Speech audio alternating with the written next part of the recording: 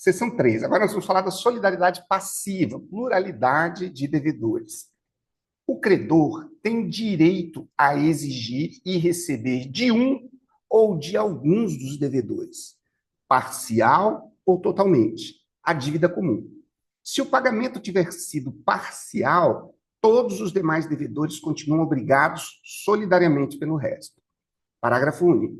Não importará a renúncia da solidariedade a propositura de ação pelo credor contra um ou alguns dos devedores. 276. Se um dos devedores solidários falecer, deixando herdeiros, nenhum destes será obrigado a pagar senão a cota que corresponder ao seu quinhão hereditário, salvo se a obrigação for indivisível, mas todos reunidos serão considerados como um devedor solidário em relação aos demais devedores. 277. O pagamento parcial feito por um dos devedores e a remissão por ele obtida não aproveita os outros devedores, senão até a concorrência da quantia paga ou relevada. 278. Qualquer cláusula, condição ou obrigação adicional estipulada entre um dos devedores solidários e o credor não poderá agravar a posição dos outros sem consentimento desses. 279. Impossibilitando-se a prestação por culpa de um dos devedores solidários, subsiste para todos o encargo de pagar o equivalente. Mas pelas perdas e danos só responde o culpado. 280. Todos os devedores respondem pelos juros de mora, ainda que a ação tenha sido proposta somente contra um. Mas o culpado responde aos outros pela obrigação acrescida. 281. O devedor demandado pode opor ao credor as exceções que lhe forem pessoais e as comuns a todos, não lhe aproveitando as exceções pessoais a outro co-devedor. 282. O credor pode renunciar à solidariedade em favor de um, de alguns ou de todos os devedores. Parágrafo único. Se o credor exonerar da solidariedade um ou mais devedores, a solidariedade permanece em relação aos demais. 283. O devedor que satisfez a dívida por inteiro tem direito a exigir de cada um dos devedores a sua cota, dividindo-se igualmente por todos a do insolvente, se houver, presumindo-se iguais no débito às partes de todos os codevedores. No caso de rateio entre os codevedores, contribuirão também os exonerados da solidariedade pelo credor, pela parte que na obrigação incumbia ao insolvente. 285. Se a dívida solidária interessar exclusivamente a um dos devedores, responderá este por toda ela para com aquele que pagar. Tudo bem? Vamos para a nossa primeira questão. Então, a dinâmica que nós utilizamos aqui, queria que vocês acompanhassem. Nós fizemos a leitura de uma série de artigos e nós precisamos agora trabalhar a nossa mente, o nosso raciocínio, para nos concentrarmos naquilo que nós lemos. Porque a retenção depende dessa concentração. Por exemplo, hoje de manhã, na primeira parte, nós fizemos a leitura desses artigos. Eu estou lendo agora, parece que é a primeira vez que eu li. Então, ler e reler os artigos é uma estratégia de retenção extremamente importante. E a gente vai fazer isso, nós vamos fazer isso agora com as questões. Então, não se preocupe, nós não vamos fazer um simulado para medirmos o conhecimento de cada um. Não. O que nós estamos fazendo aqui é estudando através de questões. Então, o que as questões vão fazer para nós agora? Uma porção de questões aqui sobre solidariedade. Elas vão trazer uma casuística diferenciada, nos obrigando a raciocinar sobre os artigos que a gente acabou de ler. Então, vamos lá. Carolina e Fernanda, já temos uma pluralidade aí. Vamos ver se é de credores. Tem uma coisa que todos os que estão acompanhando, aqui o grupo de estudos e participando, eu gostaria que vocês prestassem muita atenção na forma como a gente disseca os enunciados. Quais são os elementos que nós consideramos assim importantes na identificação do que o enunciado está querendo? E, às vezes, é importante ler mais de uma vez para que realmente a gente consiga entender. Carolina e Fernanda firmaram um contrato com Rafael. Até aqui, nós identificamos uma pluralidade de um lado, de outro não. Não dá para saber ainda quem é credor e quem é devedor. sabemos que Carolina e Fernanda firmaram um contrato com Rafael, comprometendo-se a fornecer-lhe de forma contínua e mensal relatórios técnicos completos de auditoria. Nós trabalhamos com essa questão hoje de manhã. Constando expressamente que ambas responderia solidariamente pela entrega.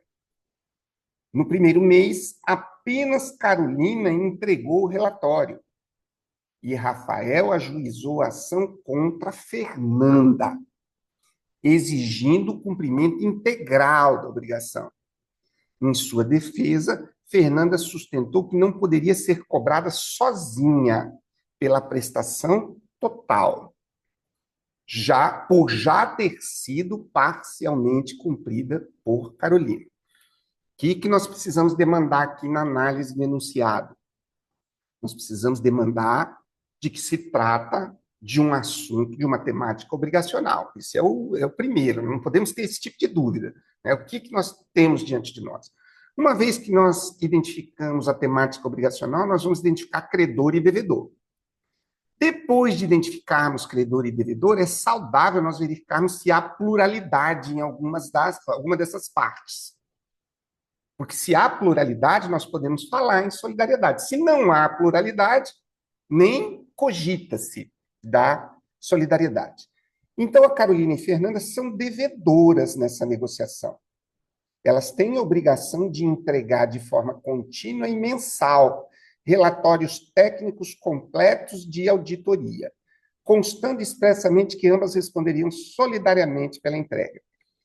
Assim, a grosso modo, se nós fôssemos analisar, essa obrigação de Carolina e Fernanda é uma obrigação divisível ou indivisível? Esse é um ponto assim bem importante. Por quê? Porque nós estudamos as obrigações divisíveis e indivisíveis e identificamos que nas obrigações divisíveis, havendo pluralidade de devedores, cada um é responsável tão somente pela sua parte. Quando nós estamos diante das obrigações indivisíveis, os devedores são responsáveis pela dívida toda, tá? Então, é natural a solidariedade nas obrigações indivisíveis. Mas aqui está dizendo que, embora essa obrigação da Carolina e da Fernanda seja divisível, aparentemente, isso não é relevante. Por quê? Porque veio expressamente no título, tá? Ou no contrato que eles fizeram, que haveria solidariedade entre elas. A partir do momento que nós identificamos em algum lugar do problema que há solidariedade entre elas, então nós estamos diante de uma situação em que cada uma individualmente é responsável pela dívida toda. Esse é o fato. No primeiro mês, apenas Carolina entregou o relatório. Ou seja, né, a Fernanda não entregou a parte dela. Mas, pela natureza solidária da obrigação, Carolina é responsável também pela parte que a Fernanda não entregou.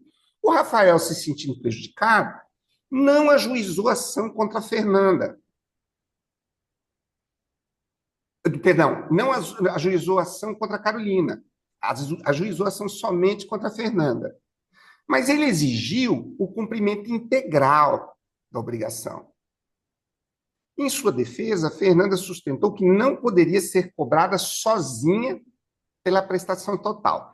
Se parasse aqui, e se não tivesse a informação, né, de que a Carolina entregou parcialmente o que tinha que entregar, ela não poderia sustentar que não poderia ser cobrada sozinha pela prestação total. Por quê? Porque é uma obrigação solidária. Se Carolina não tivesse pago nada, o Rafael poderia tranquilamente ajuizar ação contra a Fernanda, exigindo a totalidade da dívida.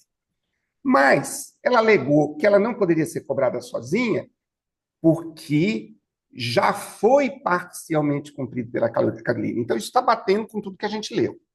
Vamos, então, analisar. A alternativa correta é a letra D.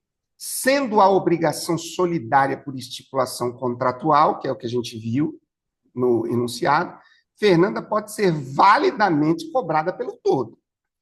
Eu entendo que aqui, e eu gostaria que vocês me auxiliassem agora a buscar essa fundamentação. Porque essa resposta aqui, ela não está completamente certa. Ela pode, sim, ser demandada pelo todo, mas nesse caso aqui, a dívida já foi paga parcialmente. Então, eu pergunto a vocês, numa obrigação solidária, onde os devedores são responsáveis por uma determinada obrigação, um dos devedores paga a metade, o outro não paga. Todos continuam podendo ser demandados pela totalidade da dívida, mas eu pergunto, como assim ser demandado pela totalidade da dívida se a dívida já está parcialmente paga? Nós vamos precisar voltar nas questões aqui, vamos ver se o fundamento legal ajuda, para verificar em que artigo está a hipótese para o fato de ter um pagamento parcial em obrigações solidárias. Tudo bem? O artigo 265 diz o seguinte: a solidariedade não se presume e resulta de lei ou da vontade das partes. Como nós vimos que era uma obrigação divisível, não tem solidariedade. Então, essa solidariedade aqui decorreu do negócio jurídico que eles fizeram, do contrato.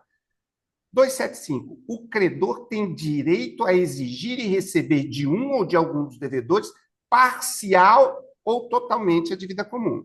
Então, o artigo 275 diz que o credor ele pode exigir e receber de um sozinho ou de todos, ele pode demandar parcialmente ou totalmente. A forma como foi construída a resposta, sendo obrigação solidária por estipulação contratual, Fernando pode ser validamente cobrada pelo todo? Pode, em tese. Mas como já foi pago, ela estaria mais correta, né, se nós estivéssemos falando do respeito ao pagamento parcial. Vamos dar uma olhadinha aqui, rapidamente, na solidariedade passiva, se existe algum dispositivo que sustenta que, mesmo tendo sido paga parcialmente a dívida, a demanda do credor pode ser pela totalidade da dívida. O credor tem direito a exigir e receber de um ou de alguns devedores, ou seja, ele pode exigir de Fernanda e até mesmo da Carla, né, que já fez, Carolina, né, que já fez o pagamento, parcial ou totalmente, a dívida comum. Se o pagamento tiver sido parcial, todos os demais devedores continuam obrigados solidariamente pelo resto. Aqui está dizendo que, se já houve o pagamento parcial, a demanda do credor não pode ser pela totalidade da dívida. A demanda do credor tem que ser pelo resto. A pergunta que teria sido melhor formulada se fosse perguntada se Carolina é devedora solidária do resto também, ou pelo fato de ela ter cumprido a parte dela, a demanda do resto só pode ser promovida contra a segunda. O que vocês diriam a respeito disso? Permanece a solidariedade na cobrança do resto ou não? Analisando o artigo 275, o final do artigo, a dívida é comum, ok? Tem solidariedade e foi cumprida parcialmente. Todos os demais devedores continuam obrigados solidariamente pelo resto. Eu vejo que é só pelo resto. Acho que na justificativa aí faltou ter colocado essa questão, que a solidariedade aí de todos os demais devedores, no caso é só mais um devedor, continua obrigado solidariamente pelo resto. Rafaela, você entende assim? Entenda assim, exatamente como Rafaela? você falou. E me parece que, segundo o que você acabou de falar, Elisete, está corretíssimo. Está corretíssimo. Está aqui, ó. né? Se o credor pode exigir de um ou de outro, não interessa se foi feito, quem fez o pagamento parcial. O que nós precisamos identificar é que um pagamento parcial for feito. Se foi feito um pagamento parcial, tem o resto, né? Aí nós precisamos indagar. E esse resto pode ser demandado daquele que já pagou ou ele continua devedor solidário da parte que está faltando, né? Aí você matou a charada. Não importará a renúncia da solidariedade, a propositura de ação pelo credor contra um ou alguns devedores.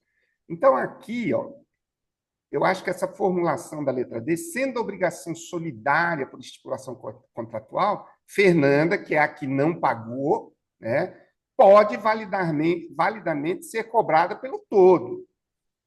Eu aqui entendo que, se nós estivermos estudando teoria geral das obrigações, isso está certo, né? Porque ela pode. Mas se nós estivermos respondendo à questão, né, ela não pode. Como é que ela vai ser cobrada pelo todo se já foi pago parcialmente? O artigo 275 diz que quando o pagamento é parcial, o credor pode demandar o restante. Talvez ela estivesse melhor formulada, depois a gente pode até alterar, dizendo o seguinte: sendo a obrigação solidária por estipulação contratual, Fernanda e Carolina permanecem obrigadas solidariamente em relação ao restante. Seria uma hipótese mais coerente. Vocês gostariam de fazer algum comentário sobre isso, sobre essa resposta? Eu penso até que, embora a Carolina já fez uma parte, como a responsabilidade era solidária, ela mesma poderia, ela poderia ser cobrada até inclusive dela mesma, a outra parte, mas assim, todos os Maravilhoso. demais devedores continuam obrigados solidariamente pelo resto, porque eles estão solidários, porque há uma solidariedade. Excelente. Mas assim, não sei se eu interpretei Não, errado. eu achei excelente. Olha só como ficou a formulação agora a partir do que você falou, Elisete. Sendo a obrigação solidária por estipulação contratual, vamos fazer já a mudança aqui. Carolina, olha só, vamos ver se vocês concordam. Carolina pode ser validamente cobrada sozinha pelo restante da obrigação? Essa questão aqui dependeria de uma informação que talvez cobrada, né? Que talvez nós não tenhamos aqui, é se a obrigação de Fernanda pode ser cumprida por outra pessoa. Porque se a obrigação de Fernanda pudesse ser cumprida somente por ela, aí complica, porque aí nós vamos ter que entrar lá na obrigação de entregar a coisa certa. E aí, perdão, lá na obrigação de fazer. Então, por enquanto aqui, o que nós podemos extrair de positivo aqui, a Elisete deu umas colaborações ali bem importantes, é que essa obrigação aqui é divisível, tá? Tem a parte que a Fernanda precisa entregar e a Carolina também precisa. Ficou claro para a gente que a solidariedade existe por estipulação contratual. Isso significa que, mesmo Carolina tendo a parte dela, ela continua obrigada pelo restante, porque ambas são obrigadas pela totalidade da dívida. Tá? Vamos mais adiante, para a gente ganhar tempo e responder um monte de questões aqui. Essa aqui também a gente trabalhou hoje de manhã. Um condomínio contratou serviços de segurança prestados por Gustavo e Bruno, sob regime de solidariedade. Ou seja, Gustavo e Bruno precisariam prestar o serviço de segurança e são responsáveis pela totalidade da obrigação.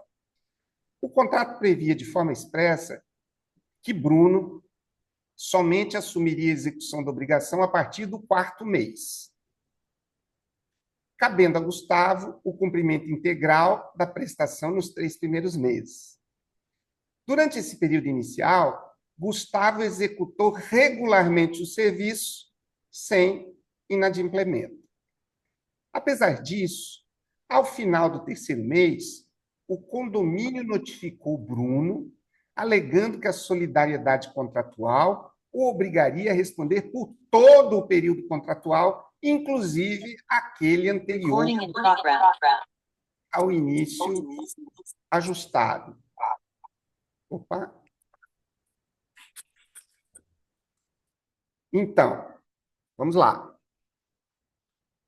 Nós temos uma situação aqui de solidariedade, mas nós temos uma questão temporal aqui diferenciada. Olha o que prevê o contrato, de forma expressa, que Bruno somente assumiria a execução da obrigação a partir do quarto mês.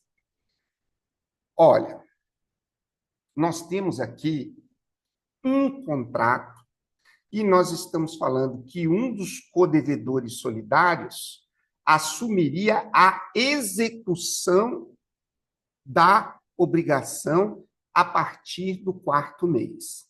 Então, a execução da obrigação nos 3 primeiros meses cabe a Gustavo. Tá? Aqui diz o seguinte, que durante o período inicial, Gustavo executou regularmente o serviço sem inadimplemento. Apesar disso, ao final do 3º mês, o condomínio notificou Bruno, alegando que a solidariedade contratual o obrigaria a responder por todo o período contratual, inclusive aquele anterior ao início ajustado. Eu acho que a questão aqui, ela quer saber se, uma vez celebrado o negócio jurídico e estabelecido que um dos codevedores só assumiria a execução da obrigação a partir do quarto mês, eu entendo que o examinador quer saber se Bruno estava responsável pela obrigação antes de ele iniciar a execução. Essa é a primeira coisa que a gente precisa responder. Vocês entenderam? Porque é o seguinte, assumir a execução da obrigação tem uma diferença substancial entre assumir a obrigação. Ele assumiu a execução dela a partir do quarto mês. Mas o contrato, quando foi feito de forma solidária em relação aos dois, que estão responsáveis pelo cumprimento desde o início. Para ficar mais claro, se Gustavo não tivesse cumprido a contento nos 3 primeiros meses, Bruno estaria responsável solidariamente por esse período também? Sim ou não? Eu entendo que sim, professor. Eu entendo que sim também. Tá? Outra coisa que nós precisamos saber. Apesar disso, ao final do 3º mês, o que aqui no contrato, então, Gustavo executou regularmente o serviço. Então, se não houve inadimplemento, não haveria razão, né, causa para solicitar. Então, aqui no final diz o seguinte, apesar disso, ao final do 3º mês, o condomínio notificou Bruno, alegando que a solidariedade contratual o obrigaria a responder por todo o período contratual, inclusive aquele anterior ao início ajustado de sua obrigação. Aqui ficou estranha a formulação, porque não restou dúvida para nós de que Gustavo ele é responsável por todo o período.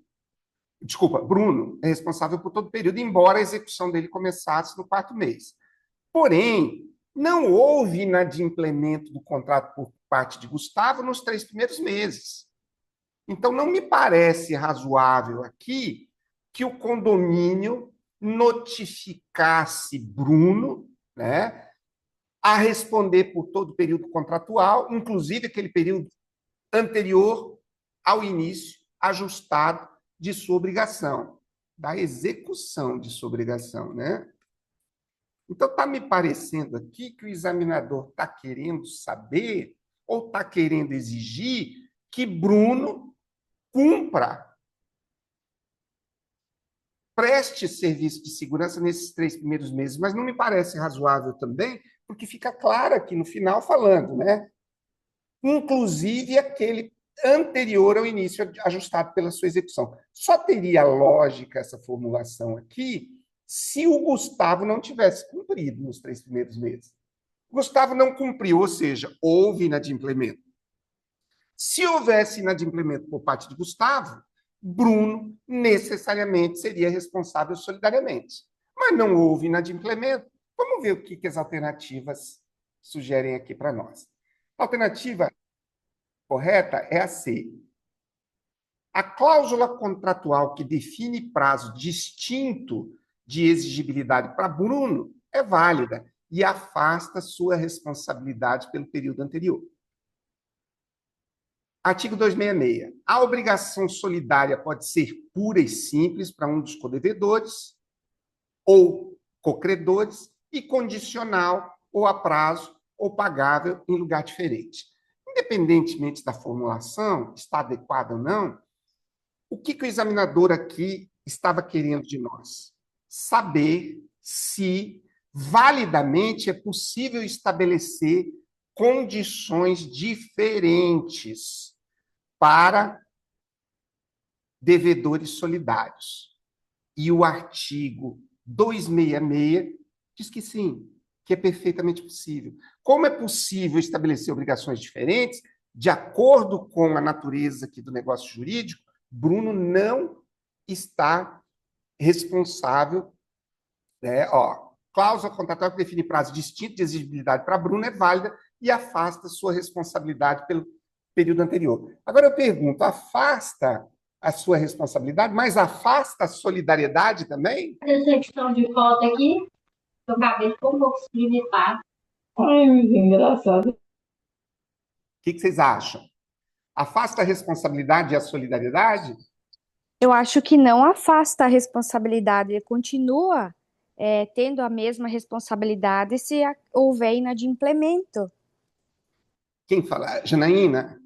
Janaína, Isso, a gente precisa distinguir aqui nessa pergunta, para ela fazer sentido. A gente precisa distinguir responsabilidade de solidariedade.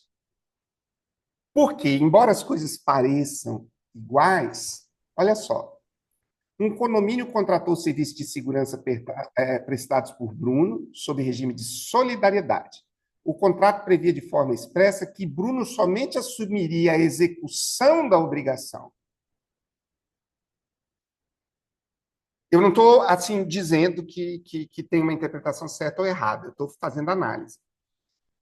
Da forma como está formulada, nós podemos compreender que a solidariedade só começa quando o Bruno começar a executar a obrigação? Ou a solidariedade começa, pela leitura do artigo 66, diz que a obrigação solidária pode ser pura e simples para um e condicional ou a prazo ou pagável em lugar diferente para outro. De acordo com a lógica aqui, essa responsabilização é na linha do que a Janaína realmente falou. Gente, esse é um assunto que nós vamos precisar depois dar um pouquinho mais de atenção para ele, tá? Especificamente nesse artigo 266, porque a gente precisa saber se é possível modular a solidariedade. Modular a responsabilidade pela execução, eu acho perfeitamente possível. Mas me parece que o artigo 266 fala em modulação da solidariedade.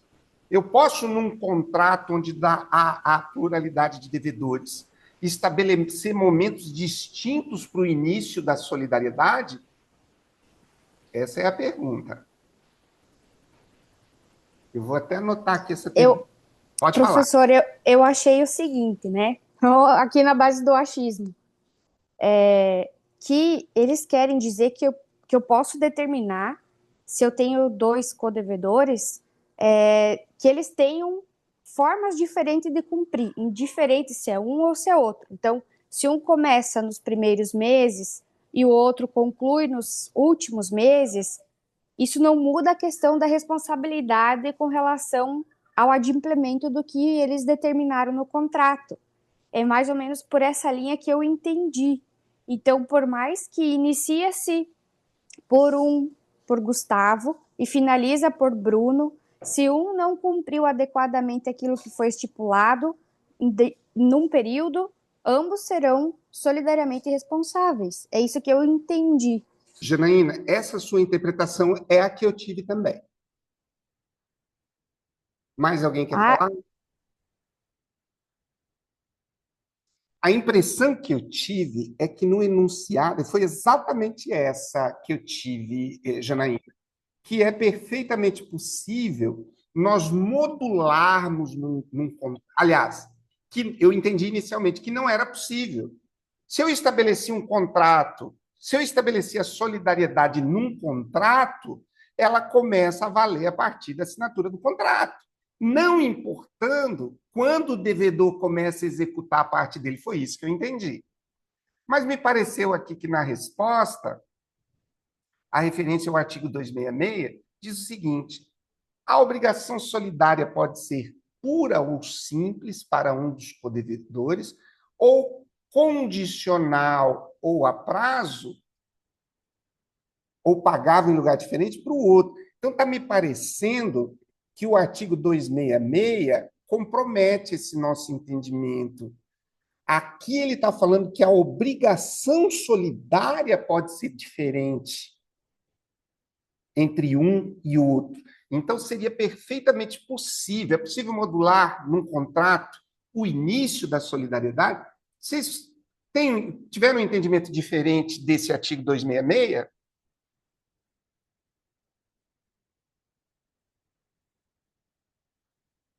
Professor, quem sabe não seria a situação de que eles poderiam dispor, então, que determinado período fosse solidário e outro período não tivesse essa responsabilidade solidária?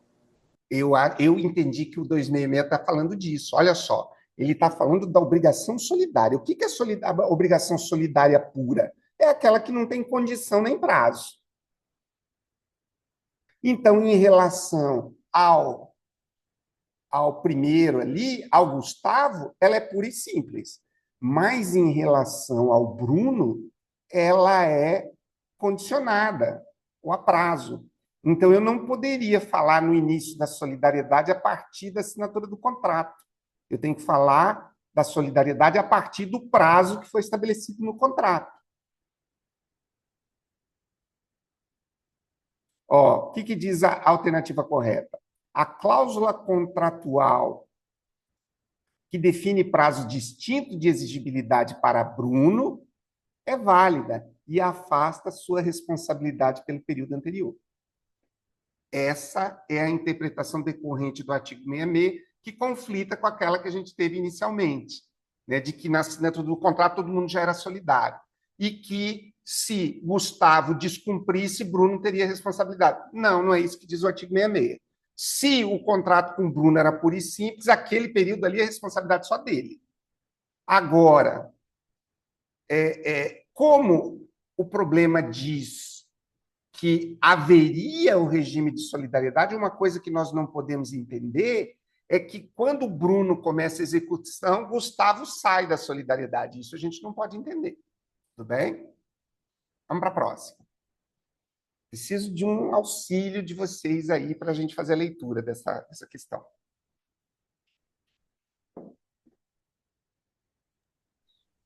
Fazer a leitura, então. Manda ver. Luana, Mariana e Patrícia são credoras solidárias de Vinícius, no valor de 90 mil reais. Vinícius quitou 60 mil diretamente com Mariana, que emitiu recibo pela totalidade da dívida. Posteriormente, Luana e Patrícia exigiram o restante, alegando que a dívida subsistia. Vinícius se recusou, afirmando que o pagamento integral já havia sido feito. Assinale a alternativa correta. Letra A. A dívida está extinta apenas em relação à parte de Mariana. Letra B.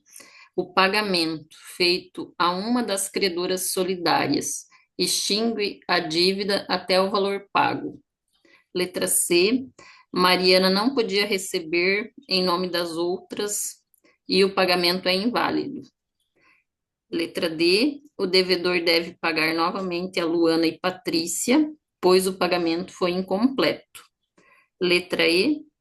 A solidariedade ativa exige recebimento conjunto por ter eficácia liberatória. Gabarito, letra B, fundamento legal, artigo 269. O pagamento feito a um dos credores solidários extingue a dívida até o montante em que foi pago. Pergunta, obrigado, tá, Roseli? De nada. Pergunta, se o pagamento feito a um dos credores extingue a dívida até o montante que foi pago, se foi feito o pagamento integral, o que acontece com a dívida? Em relação ao devedor.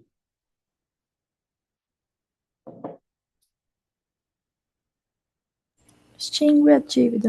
Extingue a dívida para o devedor. E como que Sim. fica a relação entre os credores solidários em relação a esses valores? Ele pode demandar contra os demais para restituir o valor pago integralmente por um devedor? Exatamente. Agora a gente vai ter que voltar lá para encontrar o artigo que fundamenta isso. Vamos analisar as questões? A dívida está extinta apenas em relação à parte de Mariana. Está correto? Luana, Mariana e Patrícia são credoras solidárias de Vinícius no valor de 90 mil. Vinícius quitou 60 mil diretamente com Mariana, que emitiu o recibo pela totalidade da dívida. Mariana, então, recebeu 60 mil e quitou a dívida. Ficaram a ver navios Luana e Patrícia. Se sentindo prejudicadas, Luana e Patrícia exigiram o restante, alegando que a dívida subsistia. É a primeira coisa que a gente precisa responder. A dívida subsiste, sim ou não? Eu estou dizendo em relação a Vinícius. Já foi respondido, né? Se ele pagou 60 mil e obteve um recibo da totalidade da dívida, significa que a dívida foi extinta, em tese, né? Pelo menos até aqui. Ah, mas ele pagou só 60 mil, mas um dos credores emitiu o recibo pela totalidade da dívida, muito provavelmente perdoando, né, os outros 30 mil. Posteriormente, Luana exigiram o restante, ou seja, faltou 30 mil, alegando que a dívida subsistia. Vinícius se recusou, afirmando que o pagamento integral já havia sido feito. A dívida está extinta apenas em relação à parte de Mariana? Vamos tentar responder essa?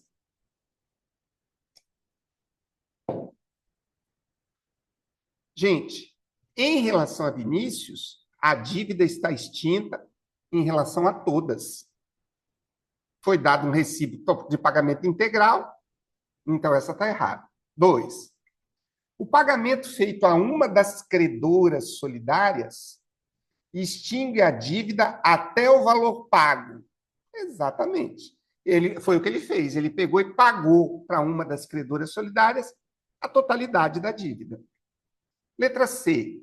Mariana não podia receber em nome das outras e o pagamento é inválido. Podia ou não podia? Podia. D. O devedor deve pagar novamente a Luana e Patrícia, pois o pagamento foi incompleto? De jeito nenhum, o pagamento foi completo, elas se resolvem entre elas. Letra D. A solidariedade ativa exige recebimento conjunto para ter eficácia liberatória. Vamos voltar só para reafirmar um pontinho aqui. Ó. A solidariedade ativa. Nós estamos tentando resolver o problema das três ali. Porque uma recebeu 60 mil, deu a quitação da dívida, as outras duas quiseram receber do credor o 30 mil, não puderam, porque não faz sentido, ele já pagou integralmente. Agora nós precisamos entender como é que se resolve, com base no Código Civil, a situação entre os credores solidários ali. Olha só. Cada um dos credores solidários tem direito de exigir do devedor o cumprimento da prestação por inteiro. Ótimo. Enquanto alguns dos credores solidários não demandarem o devedor comum, a qualquer deles poderá este pagar. Está aqui, ó. Fundamentação para o pagamento. O pagamento feito a um dos credores solidários extingue a dívida até o montante que foi pago. Tudo bem. Se um dos credores solidários falecesse, não vem ao caso. Convertendo-se a prestação em perdas e danos, subsiste a solidariedade. O credor que tiver remetido a dívida ou recebido o pagamento responderá aos outros pela parte que lhes caiba. Olha, se eles são credores solidários, são 3 quinhões ali. Foi recebido 2/3 da dívida. Ainda tem 1/3 para ser pago. Aí é que eu quero perguntar para vocês. Nesse caso aqui, se Carolina... Perdão. Aqui, ó. Não. Aqui, ó. Se Mariana recebeu 60 mil e ela tem que prestar conta da parte de Luana e Patrícia, quanto que vai sobrar para Mariana? 0. Eu acho que ela não esperava por isso. Ela vai ter que passar 30, se for partes iguais, 30, e ela ficou sem 30 mil, porque ela recebeu mal. Ao receber, ela não prestou atenção que o valor total era 90 mil, né? Então, como ela Exatamente. vai ter que prestar contas, a um dos credores solidários não pode o devedor pôr. Desculpa, não é isso não. O credor que tiver remetido a dívida ou recebido o pagamento responderá aos outros pela parte que eles caibam. Então, ela vai ficar com 0. Ela vai ficar com Se for partes 0. iguais. Exatamente. Muito bem. Vamos para a próxima? Mais um voluntário aí, precisamos.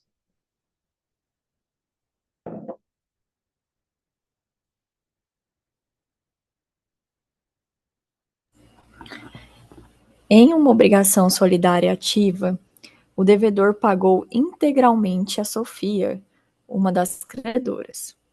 Posteriormente, os demais co-credores, Bruno e Carla, exigiram de Sofia a parte que lhes cabia, alegando que ela reteve todo o valor. Sofia, por sua vez, alegou que Bruno havia sido excluído por sentença judicial em processo anterior e que Carla não poderia cobrar judicialmente por falta de procuração. Eita, continua. Assinale a alternativa correta. A sentença contrária a Bruno impede que ele exerça qualquer direito. B. O pagamento feito a Sofia a exonera de prestar conta aos demais. C. Sofia deve responder aos cocredores pela parte que lhes cabe, salvo se houver exceção pessoal. D. Carla não tem legitimidade para exigir qualquer valor. E E. A solidariedade desaparece após o primeiro pagamento. Pode concluir, por gentileza, o gabarito e a fundamentação? Tá. Gabarito C, fundamento legal, artigo 272. O credor que tiver recebido o pagamento responderá aos outros pela parte que lhes caiba. Ótimo. Agora nós vamos fazer uma dissecação do enunciado. Primeiro, precisamos verificar se se trata de qual área do direito civil. Obrigações. Estamos falando ali, uma obrigação. Ótimo. Tem um indicativo, logo no início, é que a questão vai levar em consideração a solidariedade ativa, ou seja, solidariedade de credores. Tem mais de um credor. O devedor pagou integralmente para um credor, que era a Sofia. Tinha mais, a gente até agora não sabe quem são. Posteriormente, os demais credores, que são Bruno e Carla, exigiram de Sofia a parte que lhes cabia, perfeitamente válido, alegando que ela reteve todo o valor. Sofia, por sua vez, alegou que Bruno havia sido excluído por sentença judicial em processo anterior, e que Carla não poderia cobrar judicialmente por falta de procuração. Elementos aqui irrelevantes, né? Por quê? Porque nós estamos falando de direito obrigacional aqui, né? Havia sido excluído por sentença em processo anterior, não vem ao caso aqui na questão a existência de um processo de sentença judicial, nós estamos falando de um negócio jurídico, né? Então, dessa forma, Sofia deve responder aos cocredores pela parte que lhes cabe, salvo se houver exceção pessoal. Vamos lá. 35. Temos mais algum voluntário? Nós vamos tomar um chá de questões de solidariedade aqui, que não é brincadeira.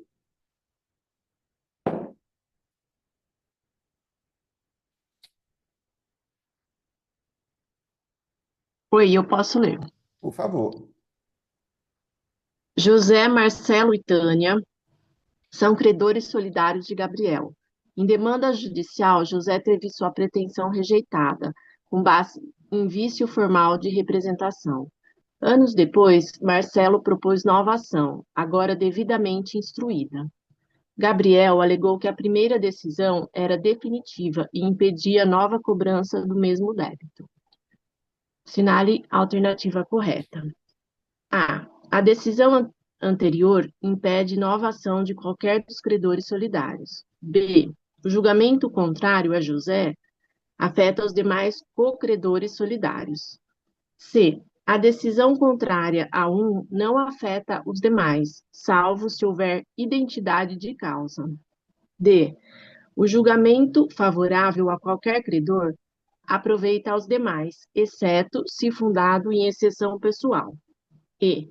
O julgamento contrário a um credor solidário não atinge os demais, mas favorece, sim, salvo exceção pessoal.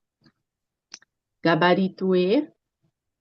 O julgamento, fundamento legal. Artigo 274 do Código Civil.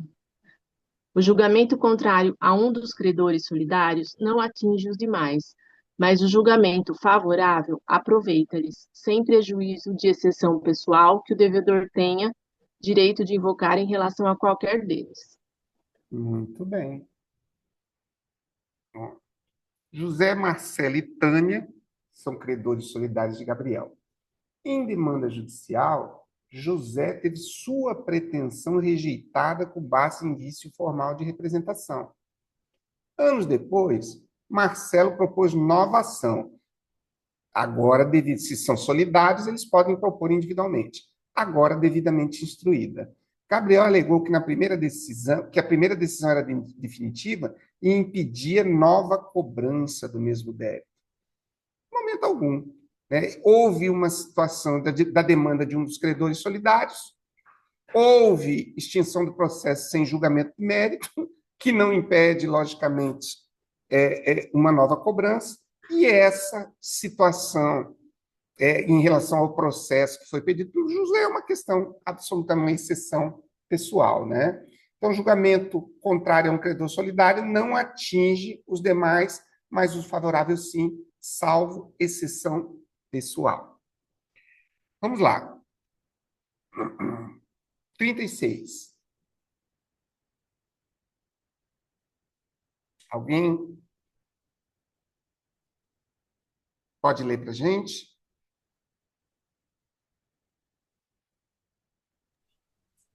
Em dívida solidária, no valor de R$ 60.000, Lucas quitou integralmente sua parte com o credor. Após a quitação, o mesmo credor ajuizou ação contra Cláudio, outro co-credor, cobrando 60.000 integrais, sob a alegação de que Lucas havia quitado apenas parcialmente a obrigação. Cláudio questionou a legitimidade da cobrança, argumentando que a solidariedade havia sido renunciada. Assinale a alternativa correta. A quitação por um dos devedores extingue automaticamente a solidariedade. Letra B. O pagamento parcial por um devedor, extingue a obrigação em sua totalidade. Letra C.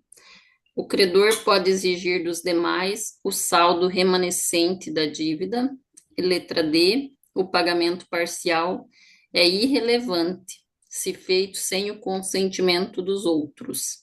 E letra E. A propositura da ação contra um dos devedores extingue o débito dos demais. Gabarito letra C. Fundamento legal, artigo 275. Caput. Se o pagamento tiver sido parcial, todos os demais devedores continuam obrigados solidariamente pelo resto. Muito bem. Acho que a gente pode seguir, né? A gente tem um aproveitamento maior. 37. Temos um voluntário aí para fazer a leitura?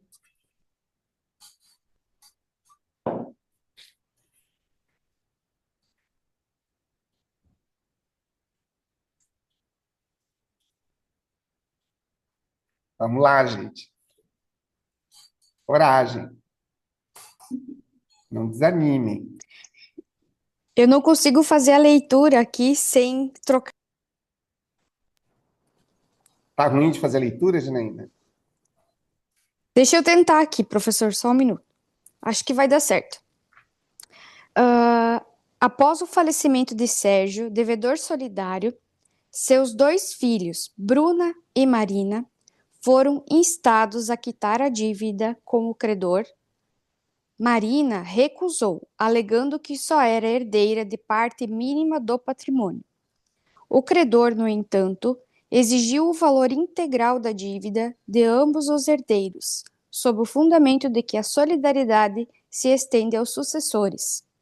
Assinale a alternativa correta. Letra A. Os herdeiros respondem solidariamente pela dívida independentemente do quinhão. Letra B. Cada herdeiro responde apenas pela parte correspondente ao seu quinhão hereditário. Letra C. A obrigação solidária se extingue com a morte do devedor. Letra D. Marina deve pagar a totalidade se Bruno não tiver patrimônio. E. A obrigação se divide conforme a vontade do credor. O gabarito é a letra B, nos termos do artigo 276, caput do Código Civil. Se um dos devedores solidários falecer, deixando herdeiros, nenhum destes será obrigado a pagar, senão a cota que corresponder ao seu quinhão hereditário, salvo se a obrigação for indivisível, mas todos reunidos serão considerados como um devedor solidário em relação aos demais devedores. Muito bem, muito bem. Então, a resposta certa é que cada herdeiro responde apenas pela parte correspondente ao seu quinhão hereditário. O que o credor queria? Ele queria o valor integral da dívida de ambos os herdeiros. Não, né? Eles só podem ser demandados até a força do quinhão. Muito bem. Deixa eu fazer a leitura dessa aqui. Em contrato com 3 devedores solidários, o credor concedeu a um deles condição mais benéfica quanto ao prazo de pagamento. Posteriormente, ajuizou ação contra os demais, cobrando integralmente a dívida com os encargos vencidos. Os devedores acionados alegaram que a extensão da condição favorável deveria valer para todos. Assinale a alternativa correta. Letra A. O benefício concedido a um codevedor estende-se automaticamente aos demais? B. Qualquer cláusula condicional contratada com o codevedor afeta os outros? C. O credor só pode cobrar os demais se houver autorização expressa? D. A estipulação não pode agravar a posição dos outros sem consentimento? E. A modificação contratual extingue a solidariedade originária? Gabarito letra B. A estipulação não pode agravar a posição dos outros sem consentimento. O que diz o fundamento legal no artigo 278? Qualquer cláusula estipulada entre um dos devedores solidários e o credor não poderá agravar a posição dos outros sem o consentimento deles. Vocês ficaram satisfeitos com essa resposta em relação ao enunciado?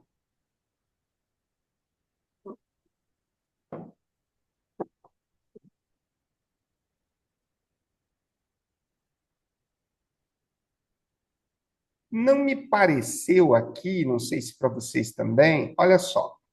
Em contrato com 3 devedores solidários, o credor concedeu a um deles condição mais benéfica. Posteriormente, ajuizou a ação contra os demais, cobrando integralmente a dívida com os encargos vencidos. Os devedores acionados alegaram que a extensão da condição favorável deveria valer para todos. A fundamentação aqui diz que qualquer cláusula estipulada entre um dos devedores solidários e o credor não poderá agravar a posição dos outros sem consentimento desses. Não me pareceu. Vamos lá para o 278. É verdade, professor, porque como é mais benéfica, deveria aproveitar a todos, né? Foi isso que eu entendi também. Exatamente. 278, ó. Qualquer cláusula, condição ou obrigação adicional, não foi o caso, né? Uhum. Não teve uma condição, uma obrigação adicional, nenhum agravamento estipulado entre os dois. Onde que Será que eu está? entendi errado? Eu entendi assim, que nessa cláusula, ele saiu da obrigação lá e ficou para os demais, aí agravou para os demais. Ele foi beneficiado e os demais, eles estavam solidários. Olha lá novamente na questão. Já vou lá. É Olha porque, só. assim, parece Vamos que lá. beneficiou um, aí nisso aí agravou mais para os outros. Sim, vamos chegar, ó. Só voltar no enunciado. Vou voltar no enunciado ali.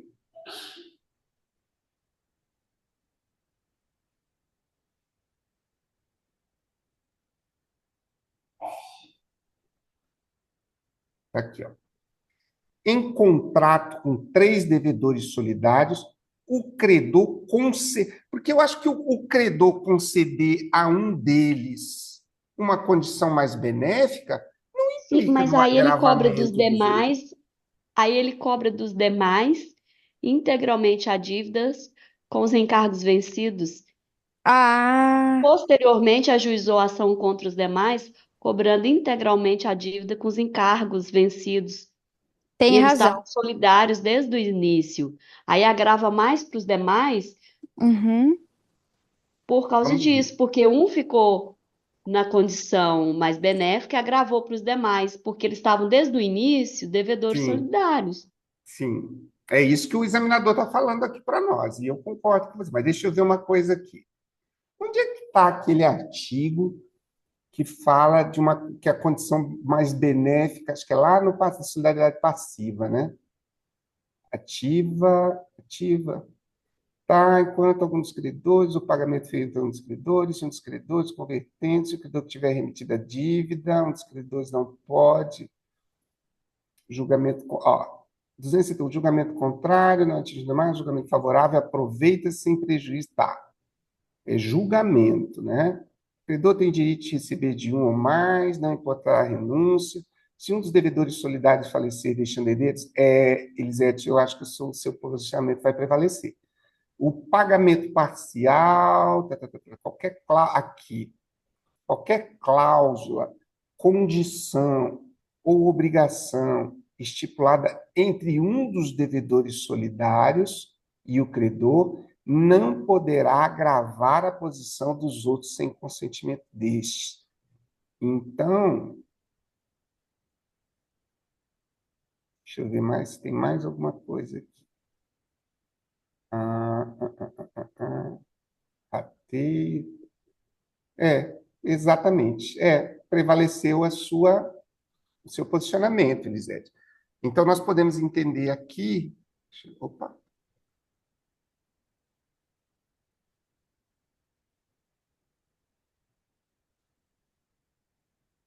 Um contrato, o credor concedeu a um deles condição mais benéfica. Então, se ele concedeu uma condição mais benéfica para um, teria que conceder condição mais benéfica para outro? O credor só pode cobrar. Não. A estipulação não pode agravar a posição dos outros sem consentimento. Qualquer cláusula. Mas no fim, professor, a situação que a gente tinha falado não muda. Mas dentro do contexto ali, quer dizer que ele teve um benefício, esse benefício não pode agravar os demais, mas poderia beneficiar. Pois é, mas eu não sei se eu consegui perceber ali no enunciado um agravamento. Se eu beneficio alguém, os outros permanecem com a mesma obrigação. É que ele Não? repassou os juros para os demais que sobraram, Ah, né? se ele fez um tratamento diferenciado entre eles, né? Uhum. Aí sim, fechou. Agora eu concordo. Realmente, aqui ele diz o seguinte, que ele cobrou integralmente a dívida com os encargos, né? Uhum. Isso Coisa que aí. aparentemente ele não tinha feito em relação à primeira. Tudo bem, Uhum. concordo. E o artigo 280 fala que todos os devedores respondem pelos juros da mora, ainda que a ação tenha sido proposta somente contra um, Muito mas o bem. culpado responde aos outros pela obrigação acrescida. É Uhum. verdade. Todos os devedores respondem pelos juros de mora, ainda que a ação tenha sido proposta somente contra um, mas o culpado responde pelos outros. Então, a responsabilidade pelos juros de mora é de todos, né? Ele teve um tratamento diferenciado e a dívida toda foi cobrada dos outros. Agora eu me convenci de que houve um agravamento da situação dele. Vamos lá.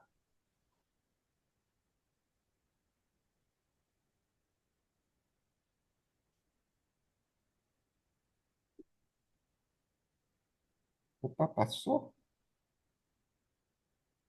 Aqui, né? Vamos lá. Gente, deixa eu dar uma dica para você. Como a gente está em grupo de estudo, eu já vi acontecer de chega alguém no grupo de estudos, não lê, não participa, não fala e fica ali amoadinho no canto e depois diz assim: ah, eu não gostei da dinâmica. É porque essa temática, ela é uma temática árdua, densa, chata para alguns, tem gente que gosta. Então, para que a gente consiga se motivar da conta desses assuntos tão complexos, é importante que a gente coloque suor na coisa, participe, fale, dê opinião, diga que não concorda, erra, tá? Isso torna mais dinâmico, tudo bem?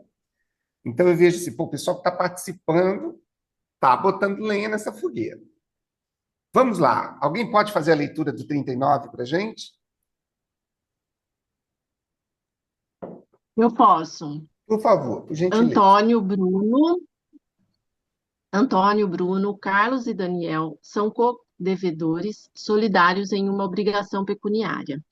Após o pagamento integral por parte de Antônio, surgiram dúvidas quanto aos efeitos da solidariedade nas relações internas e quanto à extensão das exceções oponíveis entre as partes. Considerando a disciplina legal das obrigações solidárias, julgue as afirmativas a seguir. 1. O devedor demandado pode opor ao credor as exceções que forem comuns a todos, além daquelas que lhes forem pessoais. 2. A renúncia à solidariedade feita pelo credor a um dos codevedores exime os demais da obrigação solidária. 3. O devedor que quitou integralmente a dívida tem direito de regresso contra os codevedores, dividindo-se a parte do insolvente entre os solventes. 4. Presume-se que todos os codevedores possuem partes iguais na dívida, salvo convenção em contrário. O gabarito e a fundamentação, por gentileza. Sim. Fundamentação legal. Artigo 282 do Código Civil. O devedor demandado pode opor ao credor as exceções que lhe forem pessoais, comuns a todos, não lhes aproveitando as exceções pessoais a outro codevedor. Artigo 282, parágrafo único do Código Civil. Se o credor exonerar da solidariedade um ou mais devedores, subsistirá a dos Os demais. demais. Então, você tá errado. Não aproveita. Muito bem. Artigo 283 do Código Civil. O devedor que satisfaz a dívida por inteiro tem direito a exigir de cada um dos codevedores a sua cota, dividindo-se igualmente por todos a do insolvente, se o houver presumindo-se iguais no débito as partes de todos os codevedores. Muito bem. Voltando lá, então, alternativa C, 1, 3 e 5. Um, o devedor 3 e demandado. 4. Opa, perdão, né? Errei aqui.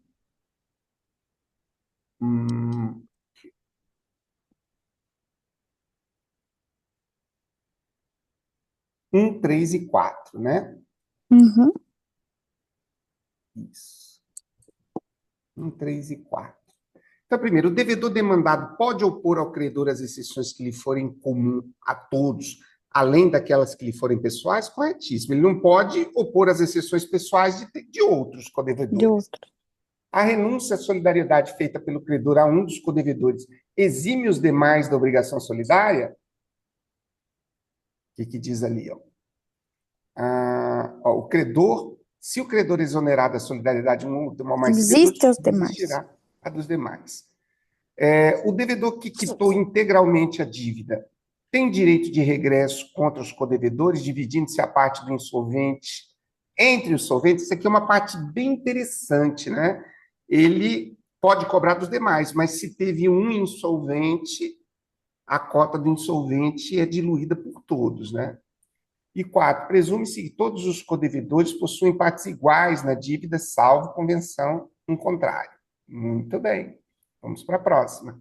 Precisamos de um voluntário aí para a leitura da 40. 40 questões a gente já viu de ontem para hoje. Que legal, hein?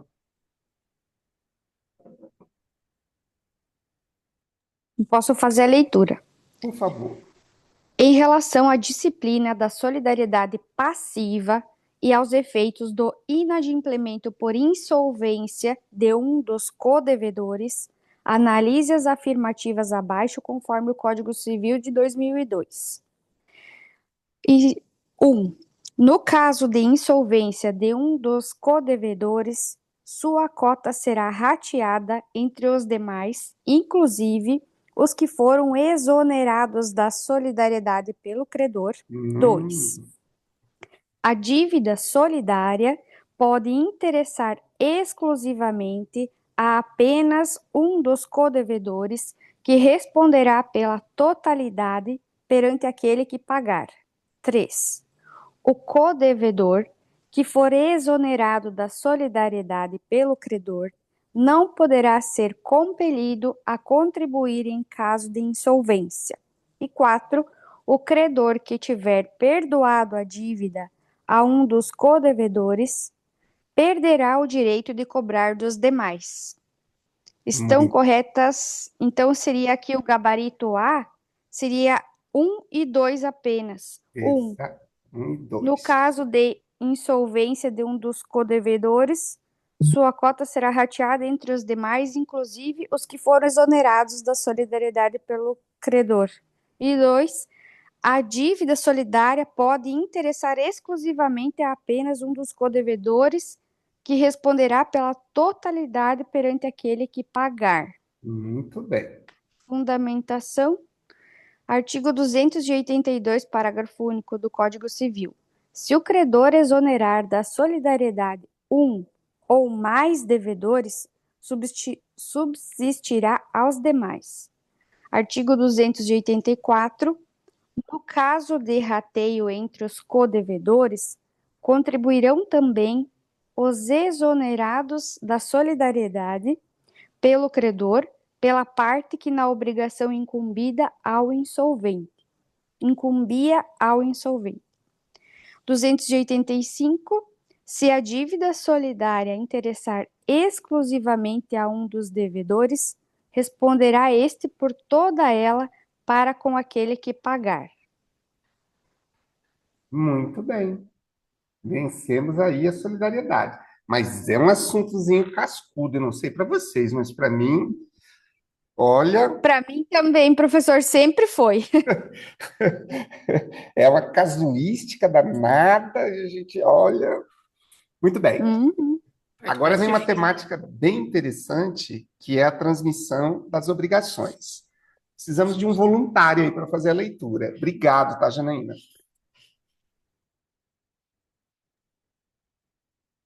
Quem está podendo colaborar com a gente com a leitura do... Vou lá. Da transmissão das obrigações. Da cessão de crédito. Artigo 286. O credor pode ceder o seu crédito se a isso não se opuser a natureza da obrigação, a lei ou a convenção com o devedor. A cláusula proibitiva da cessão não poderá ser oposta ao cessionário de boa-fé se não constar do instrumento da obrigação. Artigo 287.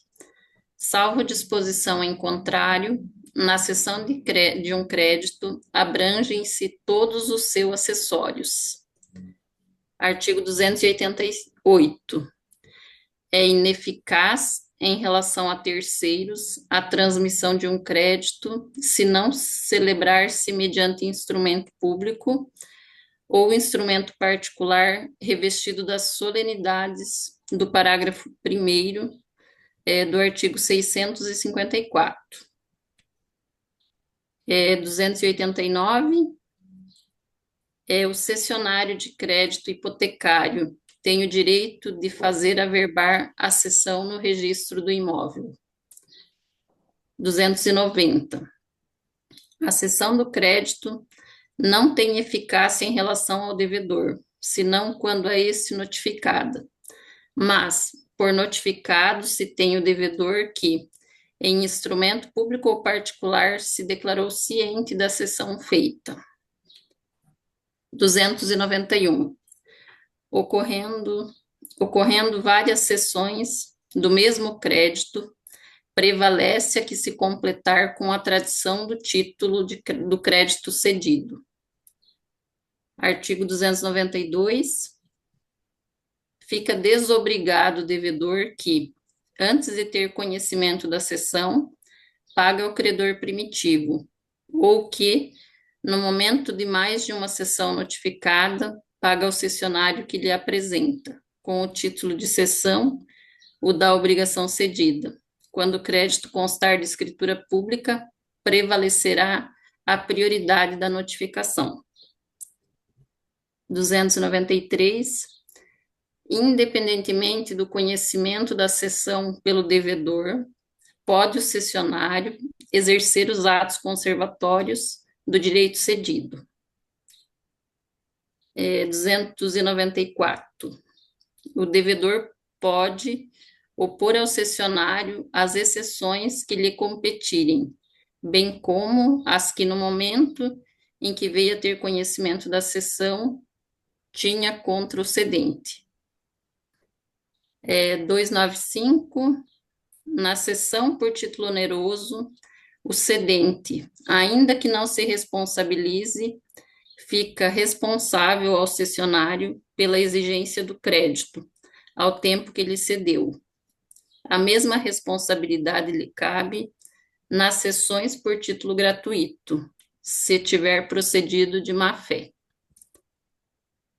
296. Salvo a estipulação em contrário, o cedente não responde pela solvência do devedor. Artigo 297. O cedente, responsável ao cessionário pela solvência do devedor, não responde por mais do que daquele recebeu, com os respectivos juros, mas tem de ressarcir as despesas da cessão e as que o cessionário houver feito com a cobrança. Artigo 298.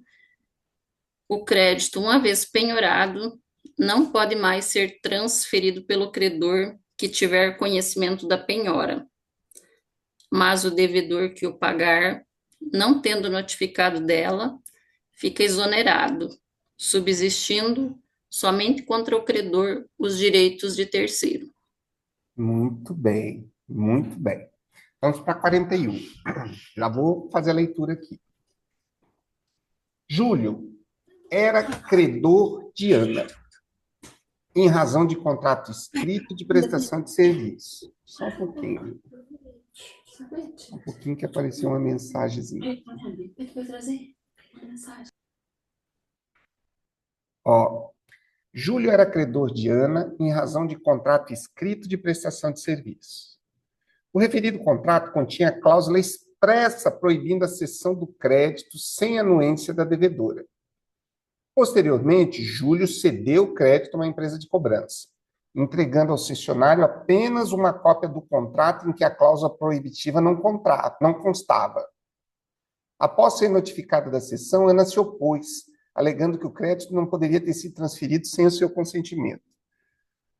Letra A. A cessão é inválida, pois a cláusula proibitiva vincula qualquer cessionário esteja ou não ciente. B. A cláusula proibitiva é eficaz contra o cessionário, mesmo que não conste do instrumento da obrigação. C. A cessão será ineficaz, pois créditos contratuais são intransmissíveis sem o consentimento do devedor. D. A cláusula proibitiva não pode ser oposta ao cessionário de boa-fé se não constar do instrumento da obrigação. E. A cessão é nula, pois a oposição do devedor é suficiente para a sua invalidação. Letra D, que é a cláusula proibitiva não pode ser oposta ao cessionário de boa-fé se não constar do instrumento da obrigação. Então, nós temos uma situação aqui em que houve a cessão, o cedente omitiu, ou seja, o cessionário não tinha conhecimento da proibição de cessão, ou seja, ele é de boa-fé. Ela, então, não pode opor ao cessionário de boa-fé a proibição, porque ele é de boa-fé e não teve conhecimento. 286. O credor pode ceder o seu crédito se a isso não se opuser à natureza da obrigação, a lei ou convenção. A cláusula proibitiva da cessão não poderá ser oposta ao cessionário de boa-fé se não constar do instrumento da obrigação. Perfeito. Essa temática é um pouco mais leve, né? Alguém pode nos auxiliar a ler a 42?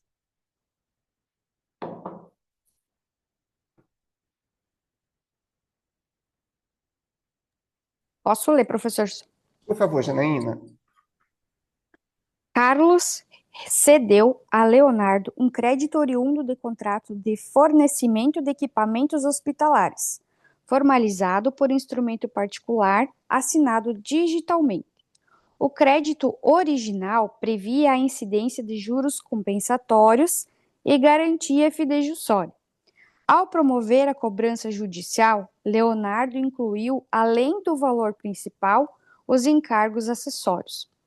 O devedor contestou a execução, sustentando que o contrato de cessão não mencionava expressamente os juros nem a fiança e que, por isso, tais parcelas não teriam sido transferidas. A alternativa correta, assinale a alternativa correta. A. Os cessionários do crédito não se transmitem aos... Os cessionários do crédito... Os acessórios, meu Deus. Os acessórios do crédito não se transmitem, salvo se expressamente incluídos na cessão. B. A cessão somente abrange o principal, salvo previsão expressa em sentido contrário. C. A cessão abrange os acessórios do crédito, salvo disposição em contrário. D. A garantia fidejussória é pessoal e não pode ser transmitida ao cessionário. E. A eficácia do título depende de lavratura de escritura pública, em cartório de registro. A correta é a C. A cessão abrange os acessórios do crédito, salvo disposição em contrário. O fundamento legal, artigo 287 do Código Civil, salvo disposição em contrário, na cessão de um crédito, abrange-se todos os seus acessórios. Ótimo. Achei que está bem claro, a gente não precisa perder muito tempo, mas eu gostaria que vocês prestassem atenção nessa alternativa D. A alternativa D fala que a garantia fidejussória é pessoal e não pode ser transmitida. Isso aqui é uma outra temática dentro desse tema que nós estamos tratando, que é, nós temos o contrato principal que rege a obrigação e nós temos a garantia. Nós vamos precisar ficar muito atento, porque na cessão nós precisamos saber como é que é feita a cessão da garantia, se pode ou se não pode. Isso não vai ser feito nessa questão. Vai aparecer mais adiante e depois nós vamos voltar lá nos dispositivos para ver, né? Aqui diz, a garantia é pessoal e não pode ser transmitida. Pode ou não pode? Como que fica a garantia na cessão? Tudo bem? Vamos lá para a próxima. Alguém pode ler a 43 para nos auxiliar? Eu posso. Por Uma gentileza. incorporadora cedeu a um fundo de investimento diversos créditos hipotecários, oriundos de financiamentos imobiliários. A cessão foi firmada por instrumento particular com firma reconhecida. O fundo, após a cessão, requereu o registro da cessão no cartório de imóveis, competente para preservar a publicidade e garantir sua eficácia. Assinale a alternativa correta. A. A cessão do crédito hipotecário deve ser registrada em cartório de protesto. B. A averbação da cessão no registro de imóveis é obrigatória para sua validade. C. O cessionário tem direito de averbar a cessão no registro de É a imóvel. C. D. A formalização da cessão exige escritura pública. E. A cessão de crédito hipotecário depende de autorização judicial. Gabarito é a letra C mesmo. O cessionário tem direito de averbar a cessão no registro do imóvel. Fundamento legal, artigo 289. O cessionário. O cessionário de crédito hipotecário tem o direito de fazer averbar a cessão no registro do imóvel. Muito bem. Isso aí ficou bem gravado. Alguém pode auxiliar além da 44?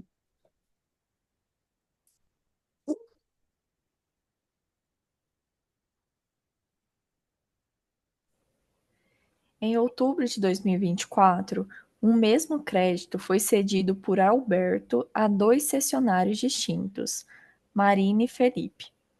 A cessão à Marina foi realizada por escritura pública, sem entrega do título. A cessão a Felipe foi por instrumento particular, com entrega do título de crédito. Ambas as cessões foram notificadas ao devedor no mesmo dia. Diante do impasse, o devedor optou por pagar a Felipe, que apresentou o título original. Assinale a alternativa correta. Letra A. O pagamento é ineficaz, pois a cessão pública prevalece sobre a particular. Letra B. Felipe tem preferência, pois completou a tradição do título. C. Marina tem prioridade por ter formalizado a cessão por escritura pública. D. O pagamento é ineficaz em qualquer das hipóteses, devendo ser depositado em juízo. E letra E, a ordem cronológica da notificação é irrelevante, prevalecendo a escolha do devedor. Gabarito letra B, fundamento, artigo 291, ocorrendo várias cessões do mesmo crédito, prevalece a que se completar com a tradição do título do crédito cedido. Isso é bem importante, né? Houve várias sessões, mas somente uma houve a tradição, a entrega do título é ela que tem validade. Muito bem.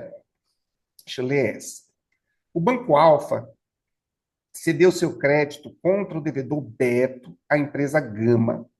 Após tomar ciência da cessão por meio de notificação extrajudicial, Beto opôs a exceção de pagamento parcial anteriormente realizado e a existência de cláusula de penalidade abusiva imposta no contrato original com o cedente.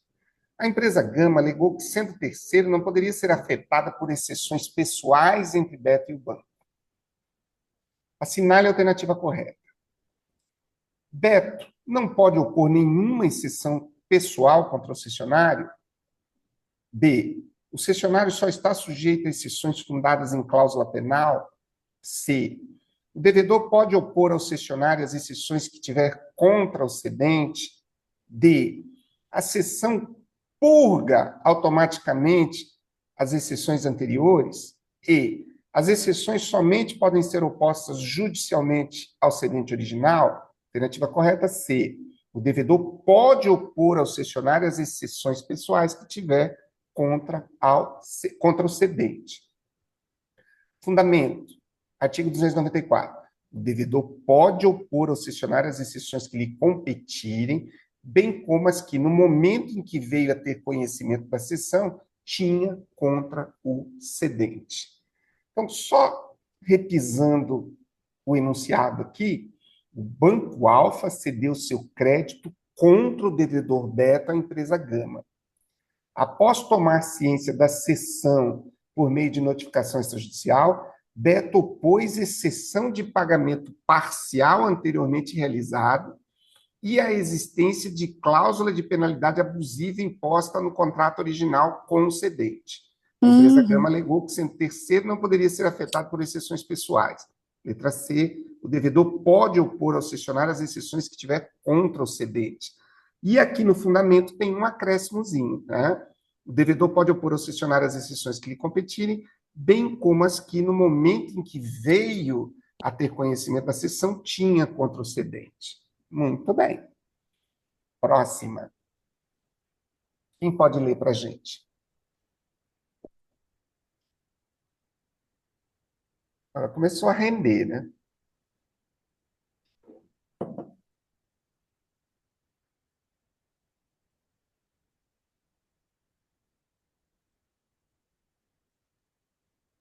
Eu leio. Por gentileza. Beatriz cedeu a Camila um crédito contra Davi no valor de 50 mil reais, mediante contrato oneroso, mas sem garantia expressa sobre a solvência do devedor.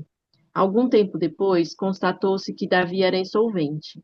Camila buscou responsabilizar Beatriz não só pela existência do crédito, mas também por sua inadimplência.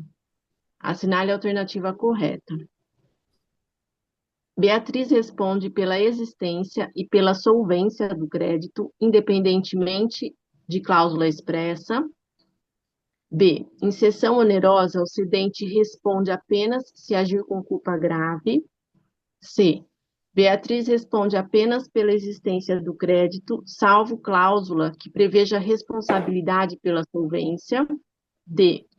Camila assumiu integralmente o risco da operação e Beatriz não responde por nada. E.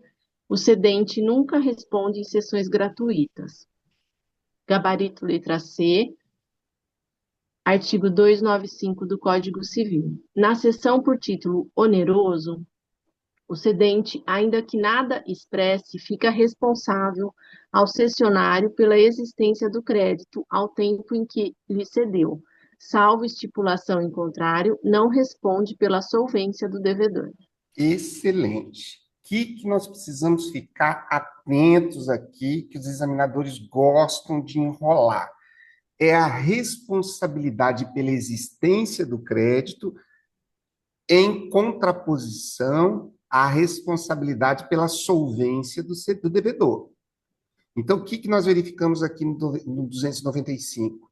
Que na cessão por título oneroso, o cedente, ainda que nada expresse, fica responsável pela existência do crédito ao tempo que lhe concedeu, salvo estipulação em contrário, ou seja, pode ser que ele fique responsável pela, ou melhor, que ele não fique responsável pela existência, tá? Salvo estipulação em contrário, não responde pela solvência, perdão. Salvo estipulação em contrário, não responde pela solvência. Ou seja, ele sempre vai responder pela existência, mas pela solvência, né, ele não responde, salvo se tiver estipulação em contrário. Bem importante isso aí, já lhe caí questões.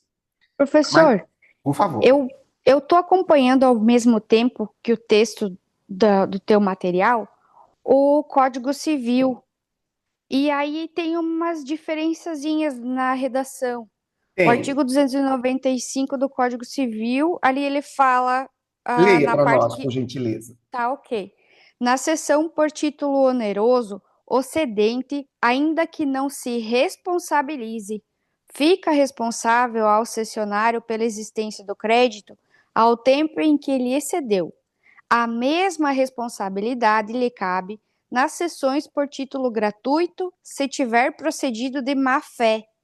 Então, eu não sei se eu abri errado aqui, talvez não Não, tá atualizei. certíssimo, tá certíssimo. Aqui foi uma síntesezinha do artigo, tá? Foi muito bom. Entendi. Você foi muito bom mencionar isso, porque eventualmente a gente tem no artigo elementos relevantes que não vieram para cá. Eu procurei assim dar uma sintetizada para que ficasse mais relacionada à alternativa, mas foi muito legal, tá, Janeiro, você mencionar isso. Vamos para o 47? Quem pode ler para nós? Vou aproveitar e vou ler, então. Leia, então, Janaína, por gentileza. Luiz cedeu crédito de R$ 30.000 a Vitor, assumindo expressamente responsabilidade pela solvência do devedor. O devedor não pagou. Vitor exigiu de Luiz o valor integral, com juros e também reembolso pelas despesas com a cobrança extrajudicial e custas cartorárias.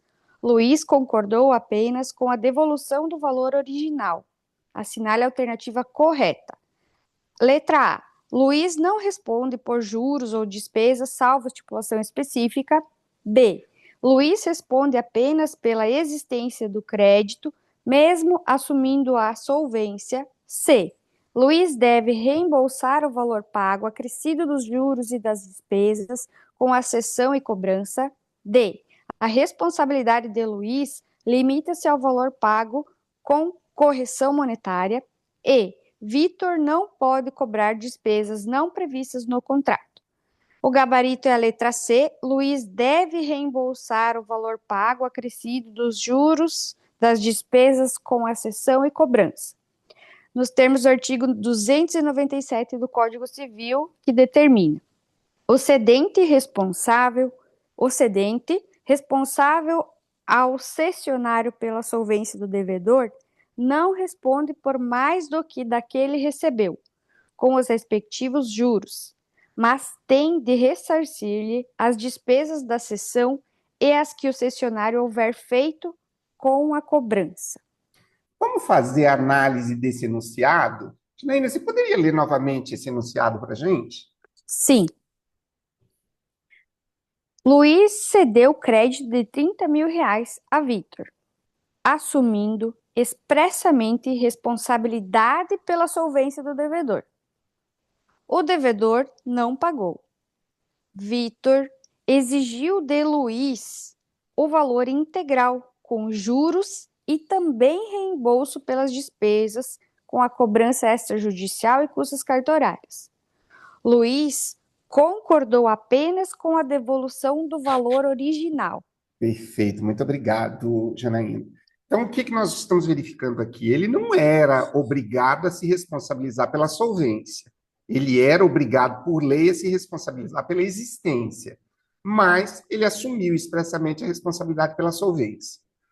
O devedor não pagou, ele se lascou.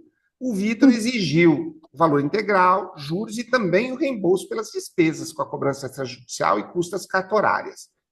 Luiz, então, concordou apenas com a devolução do valor original.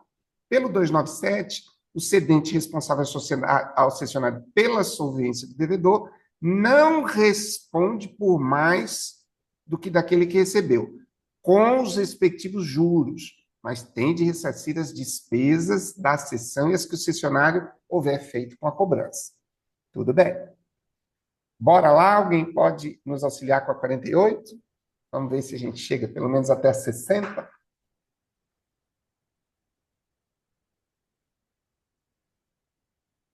Se alguém puder nos auxiliar com a leitura. Mário, credor de um contrato de locação, cedeu o crédito correspondente ao último mês do contrato a uma factory. Sem o conhecimento da penhora previamente registrada nos autos da execução em trâmite contra Mário, a cessão foi firmada. O devedor, sem ciência da penhora, pagou o valor diretamente à factory. Algum tempo depois, o juiz da execução determinou a responsabilização pela inadimplência. Assinale a alternativa correta. A. A cessão é nula e o devedor deve pagar novamente ao juiz. B. O devedor, ao pagar sem conhecer a penhora, está exonerado. C. O pagamento à factory não tem efeito liberatório. D. A cessão é ineficaz, independentemente de ciência da penhora. E. O pagamento, mesmo desconhecendo a penhora, transfere o risco ao devedor. O gabarito é a letra B, que fala que o devedor, ao pagar... Ai, volta um pouquinho, Pedro, eu estava lendo a alternativa B. Claro. O devedor, ao pagar sem conhecer a penhora, está exonerado. Aí o artigo 298 do Código Civil que fala o seguinte: o crédito, uma vez penhorado, não pode mais ser transferido pelo credor que tiver conhecimento da penhora, mas o devedor que o pagar, não tendo notificação dela, fica exonerado, subsistindo somente contra o credor os direitos de terceiro. Por favor, Elisete, você pode ler o enunciado para nós novamente? Então, Mário, credor de um contrato de locação, cedeu o crédito correspondente ao último mês de contrato a uma factory. Sem o conhecimento da penhora previamente registrado nos autos da execução em trâmite contra Mário, a cessão foi firmada. O devedor, sem ciência da penhora, pagou o valor diretamente à factory. Algum tempo depois, o juiz da execução determinou a responsabilização pela inadimplência. Perfeitamente. Então, a resposta é a B. O devedor, ao pagar sem conhecer a penhora, está exonerado. Muito bem. 49. Júlia cedeu a Mauro um crédito originado de contrato particular sem que houvesse assinatura do devedor. O título original do crédito não mencionava a cláusula proibitiva de cessão. Antes de notificar o devedor, Mauro realizou atos de proteção do crédito.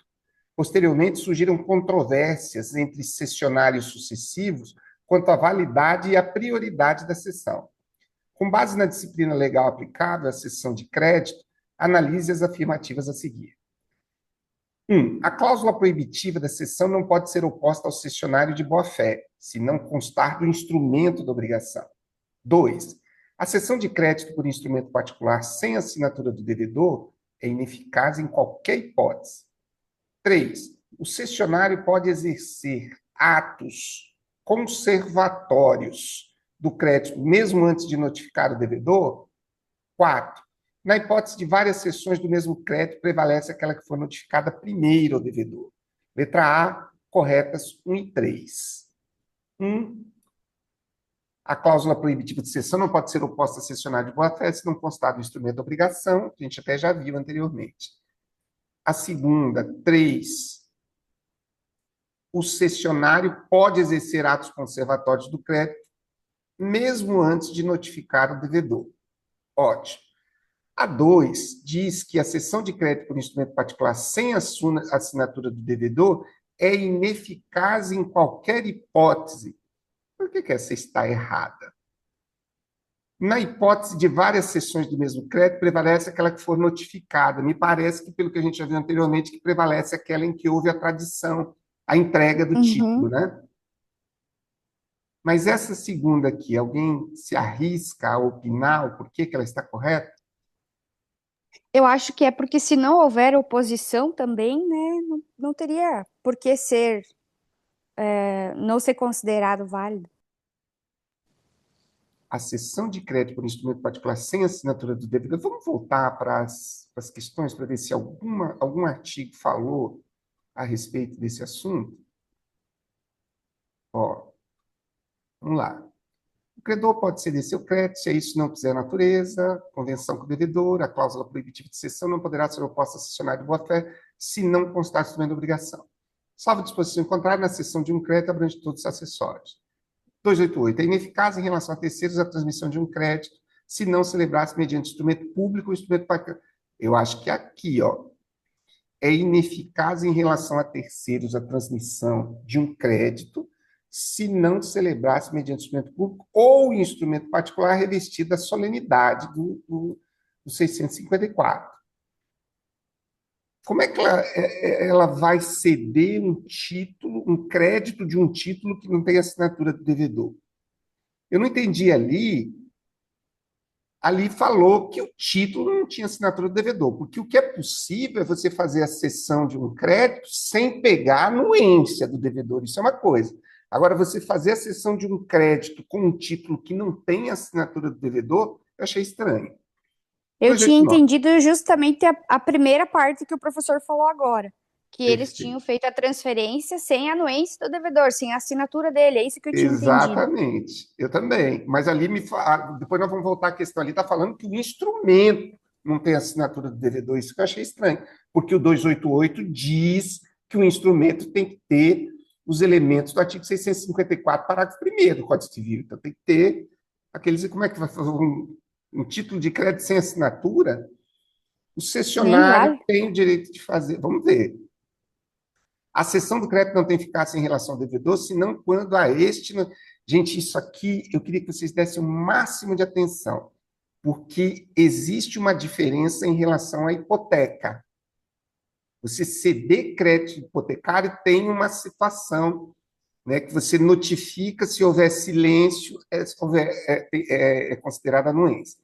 Então, a cessão do crédito não tem eficácia em relação ao devedor, senão quando é este notificado. Então, qualquer questão que falar em cessão, onde não houve notificação do devedor, não tem eficácia, né, em relação a ele. Mas, por notificado, você tem o devedor que, em escrito público ou particular, se declarou ciente da cessão feita. Tudo bem. Correndo várias sessões, prevalece aqui completar com a tradição. Diz que aquela está errada, a última, né? Diz que é o primeiro que foi notificado. Fica desobrigado o devedor que, antes de ter conhecimento da cessão, paga ao credor primitivo. Ele não sabia que o crédito tinha cedido, ele pagou para o credor primitivo, né? Ele não foi notificado.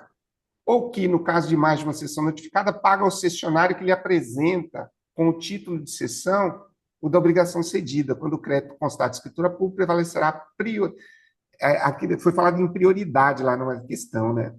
Quando o crédito constar de escritura pública, prevalecerá a prioridade da notificação. 293. Independentemente do conhecimento da cessão pelo devedor, pode o cessionário exercer atos conservatórios. O devedor pode opor ao cessionário as exceções que lhe competirem, bem como as que, no momento em que veio a ter conhecimento da cessão, tinha contra o cedente.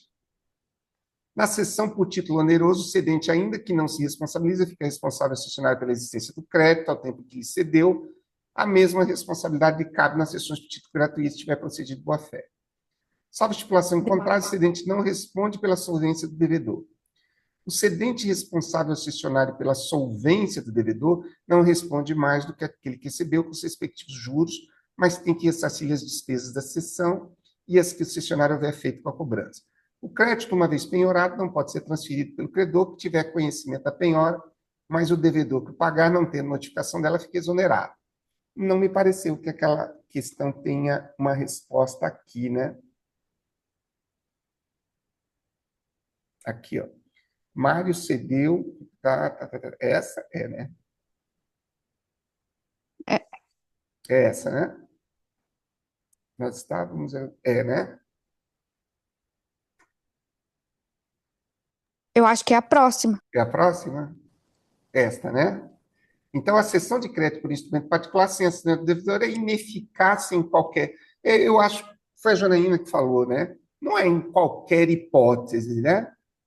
Na hipótese do devedor reconhecer, nós vamos ter que aceitar, né?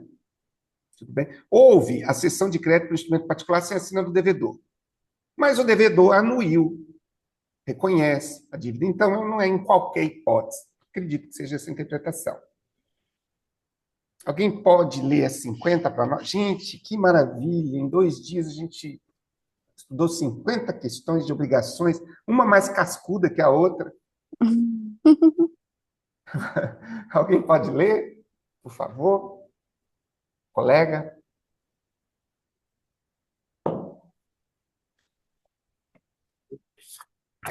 Acho que eu já tinha mostrado para vocês esse livro aqui. Deixa eu ver se eu consigo. Aqui, ó. Essa é a coleção, é das sinopses da Juspodium, super atualizadinho. Olha só que maravilha, com todo o direito civil aqui. Eu vou dizer uma coisa para vocês. Quando a gente sai desses estudos aqui, eu saio com uma motivação para estudar a doutrina e a sinopse. Por quê? Porque a gente sai cheio de dúvida, né? E quando vai lendo, vai esclarecendo tudo aquilo que não ficou. Então, eu acho essa uma virtude muito legal do estudo em grupo, tá bom? Alguém se dispôs a ler? Eu posso ler. Por favor, Janaína. Em um contrato de cessão de crédito celebrado entre partes particulares, surgiram controvérsias quanto à oposição de exceções, à responsabilidade do cedente e aos efeitos da penhora sobre o crédito transferido. Com base na disciplina legal da cessão de crédito no Código Civil 2002, analise as afirmativas a seguir.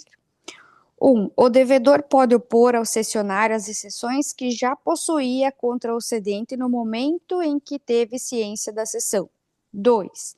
Na cessão gratuita, o cedente não responde pela existência do crédito, ainda que tenha agido com dolo ou má-fé. 3. Após a penhora do crédito, a cessão é proibida, mesmo que o devedor não tenha sido notificado da constrição. 4. Se o cedente se responsabilizar pela solvência do devedor, também responderá pelos juros e despesas de cobrança. Estão corretas as afirmativas, conforme o gabarito, a letra A, que seriam a 1 e a 4. 1. O devedor pode opor ao cessionário as exceções que já possuía contra o cedente Perdão. no momento em que teve ciência da cessão. E 4. Se o cedente se responsabilizar pela solvência do devedor, também responderá pelos juros e pelas despesas de cobrança, que podem ser aquelas do cartório, né? Então, a Também. fundamentação legal é o 294 do Código Civil.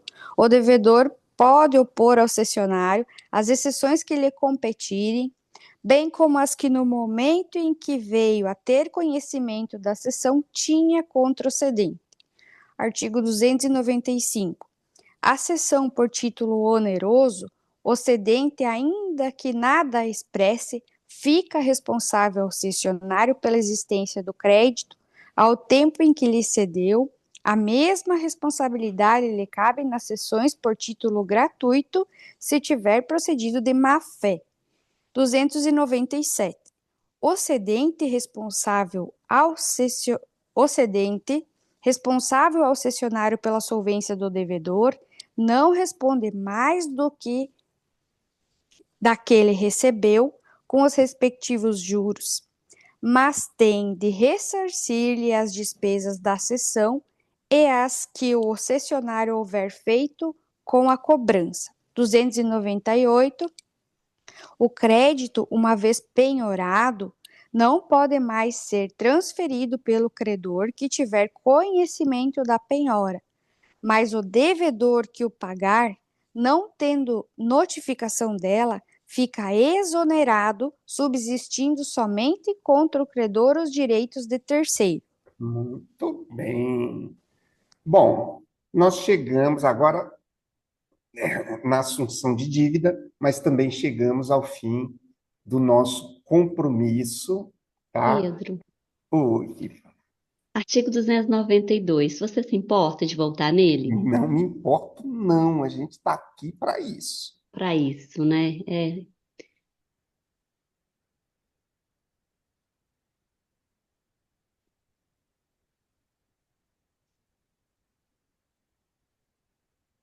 Aqui. Fica esse 292?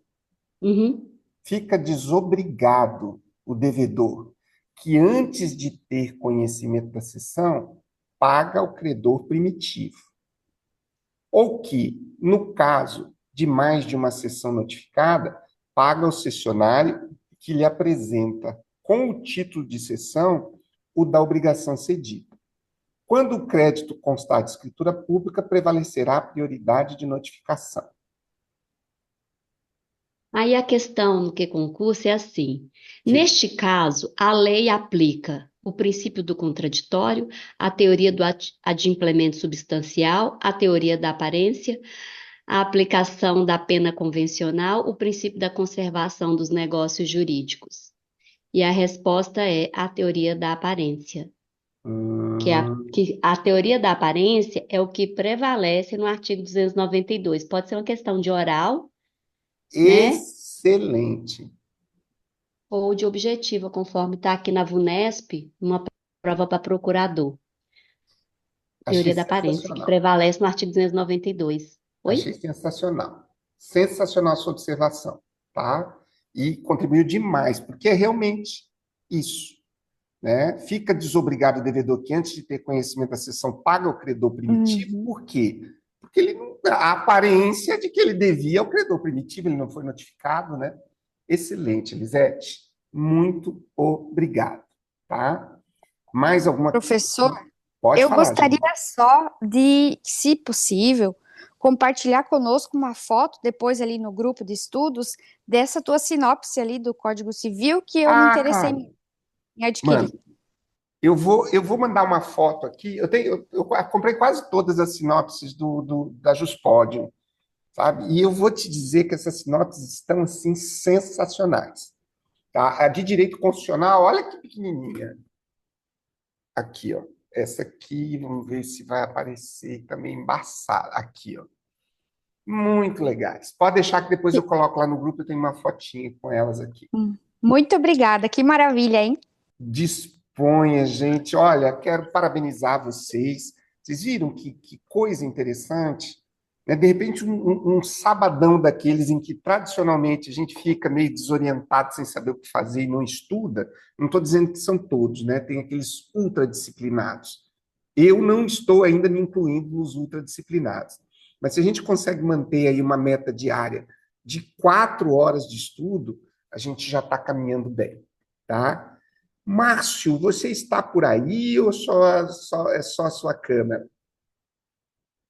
Fernando também, estão quietinhos, né? Estou aqui. Ô, Fernando, que honra receber. Fernando é delegatário numa comarca próxima à minha, amigo querido, tá? E o Márcio é um guerreiro aí, né, Márcio? Ô, Fernando, bom revê-lo, tá? Meus queridos, então, eu devo publicar hoje, ou no máximo amanhã, a programação da semana que vem. O que vai acontecer com a nossa programação? Semana que vem, nós vamos estudar parcelamento do solo, a 67 e 66. Então, nós vamos começar a intercalar os encontros. Eu fiz os primeiros 4 encontros de obrigações, mas na semana que vem eu quero, assim, no encontro a gente estuda um pouco de incorporação imobiliária, no outro estuda um pouco de 67, 66, depois estuda um pouco da 14.382, um pouco da 17.711, e assim a gente vai tocando.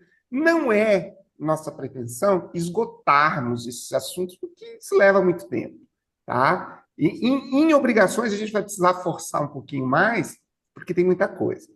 Eu estou achando a dinâmica muito legal, espero que esteja sendo legal para vocês também, e na semana que vem eu estarei todos os dias, das 7h30 da manhã às 9h30, aqui com o grupo aberto estudando.